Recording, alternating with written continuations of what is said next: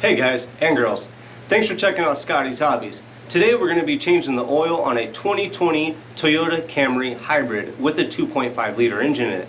This will be the same, if not very similar, to the 2018 to 2022 year models, including the Avalon and the RAV4. The RAV4 might have a little bit different splash guard on the bottom of the vehicle, but when you get past that, pretty much everything should be the same. If this video does help you out, make sure you comment below and let me know the year, make, model, and engine size of the vehicle that it did help you out on. So in this video, I'm going to show you all the tools you need to get the job done. We're going to go over the torque specifications when we're tightening everything up and give you some tips as I go if there is any. Make sure you comment below with any questions. If you need any tools or parts, make sure you look for links in the description below to purchase those. Make sure you keep up on preventative maintenance on your vehicle to keep the best performance and efficiency from your vehicle. This will be a real quick process, especially if you have everything set on the side when we get going. Let's get going real quick. 2018 to 2022 Toyota Camry hybrid oil change. Here we go. First off, under the hood, let's take the dipstick, just pull it out of the hole a little bit and loosen up the oil filler cap. This will allow the oil to drain easily and pretty quickly. If you do not open these up, there will be like an airlock in it and it will cause the oil to drain pretty slow. Getting under the vehicle, here is the splash guard. The smaller splash guard in the center is the only one you need to remove. I'm using a 10mm deep socket on a palm ratchet and this worked just fine. You have these 4 screws that hold the splash guard or the center access door splash guard that needs to be removed. You don't need to take the whole thing off if you don't have to. These 4 screws that hold on the center door splash guard for the oil filter and the drain plug is the only thing that needs to be removed down here. This will be the difference for the Camry Avalon compared to the RAV4, and that's pretty much it. Here on out, the RAV4 will be pretty much identical as well. You can see the oil filter and the drain plug access right there. Get your drain pan under there so you don't get any leakage on the floor. If you have pig pads, it'd be a good time to have those just laying around in case you get any oil on the floor. For everything, there will be links in the description for the pig pads, the tools, the parts, everything. And as we go along, I'll show you the tools we need. So that's a 14mm deep socket I am using to remove the drain plug. This drain plug was on pretty tight and way tighter than it should have been. When we do the install process, we'll go over the torque specifications as well. And you can see the drain plug gasket is actually stuck on the oil pan. Make sure you remove that. You don't want to double gasket the oil plug. You'll just end up with leaks. And always put a new oil plug gasket on, or an O-ring, whichever style you have. Here's the oil filter. You might need some oil filter pliers. This is more for reference and show you if it's hard to get off, you could use these to loosen it up. They're usually hand tight. I really didn't need these pliers, but if you do need some extra oomph, those are the tools that is the tool that you're gonna need to get the oil filter loosened up. Loosen it just enough to let it drain. I'll let it sit like right here for a few minutes to get most of the oil out of the oil filter and just the excess so I don't make a mess when I remove it all the way. If I was to take the oil filter off completely right now, it would splash around, make a little bit more of a mess. So just let everything drain right here. You can see no more oil coming out. Now we'll take the oil filter completely off. In this video, I do use a Wix brand filter, but I always recommend, if you could afford it and if you have the time to get one, use a factory oil filter in all factory parts when you're doing a job or a replacement. Lube up the gasket on the new oil filter. You don't need to put too much oil on there, just enough so that it won't bind up when you're tightening it onto the engine. And tightening this up, you only need it hand tight or hand snug tight. You don't use any tools to tighten down the oil filter itself. It could damage it and you don't want to over tighten this. So you can see I'm tightening up with my hand. There's a little bit of oil on it, so my hand is slipping a little bit.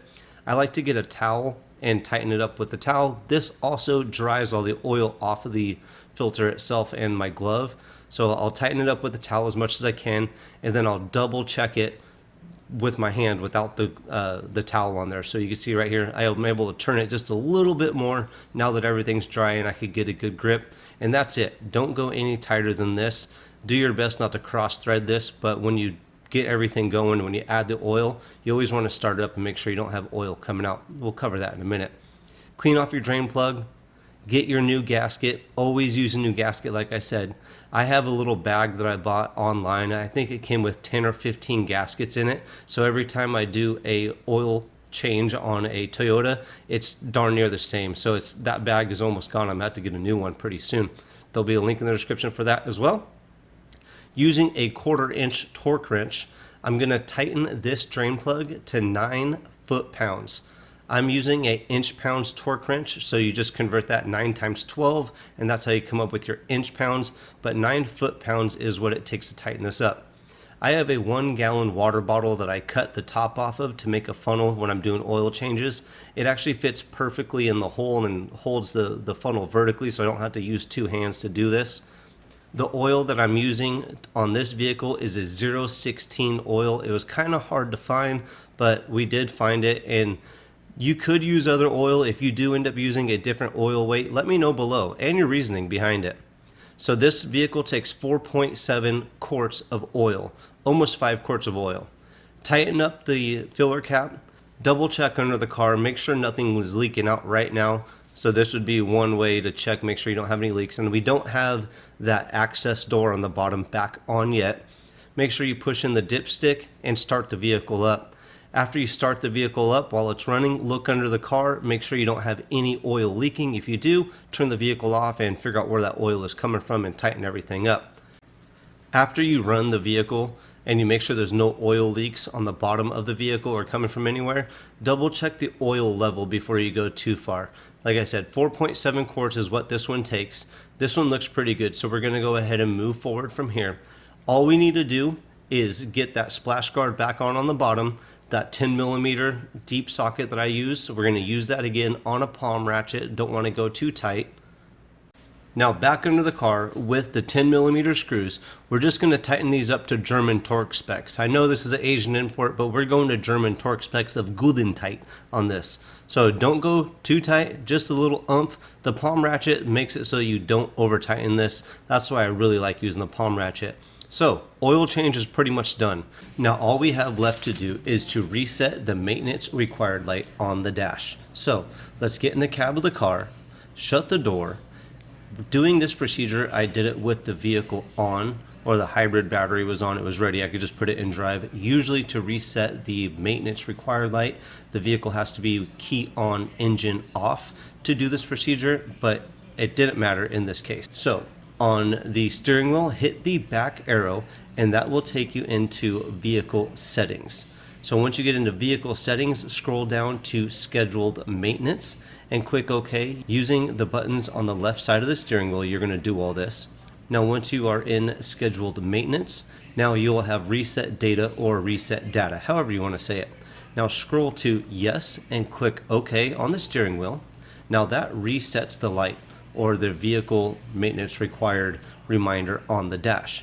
From here, I like to turn the vehicle off and then back on just to make sure the maintenance required light does not re-illuminate or come back on. And that's pretty much it. That's how we change the oil and do everything on this Toyota Camry hybrid. Again, this will be similar to many vehicles. If you keep up on the oil changes as scheduled, this is one way to keep your vehicle running the best it can power-wise and efficiency-wise. Oil changes, tune-ups, basic maintenance is what you need to do, and these vehicles, and pretty much any vehicle, will last you a very, very long time. Keep up on vehicle scheduled maintenance, and that's all you need to do to optimize your vehicle. Thanks for watching my video. If this video helped you out, make sure you comment below. Let me know the year, make, model, vehicle, engine size of the vehicle that this video did help you on.